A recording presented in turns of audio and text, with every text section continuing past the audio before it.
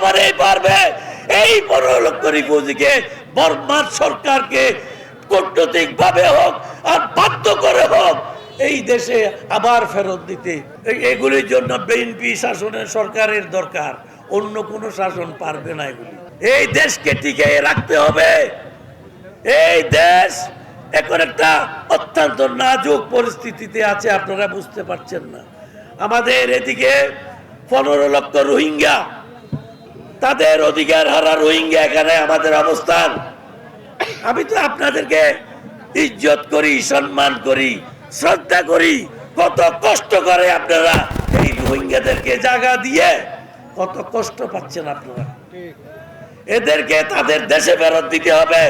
তাদের ন্যায্য অধিকার প্রতিষ্ঠা, তাদের ব্যবসা বাণিজ্য, ভোটের অধিকার, সম্পত্তির অধিকার দিয়ে এই সমস্ত কিছু ফেরত দিয়ে তাদেরকে ওখানে বর্মায় আমরা ফেরত দিতে থাকবো।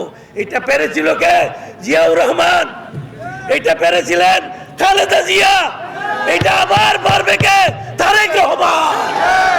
তারেক রহমানই পারবে এই 15 লক্ষ রিফিউজিকে বর্মার সরকারকে কূটনৈতিক ভাবে হোক আর বাধ্য করে হোক এই দেশে আবার ফেরত দিতে আমরা ব্যবস্থা করবো ইনশাআল্লাহ তাআলা।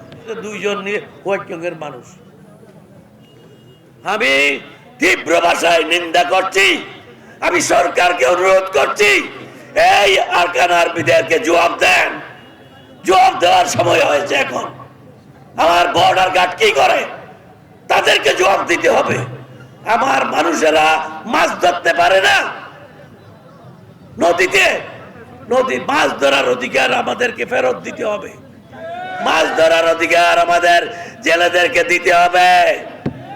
পাহারা বসবে, বিডিআর মাছ ধরবে, আসবে, পাহারা দিতে হবে যতক্ষণ মাছ ধরে। কোনো কথা নাই। আমরা নির্বাচিত হয়ে গেলে বিডিআরকে পাহারা দিয়ে জেলেদের মাছ ধরার ব্যবস্থা করতে হবে, আইন করবো আমরা। কোনো কথা নাই।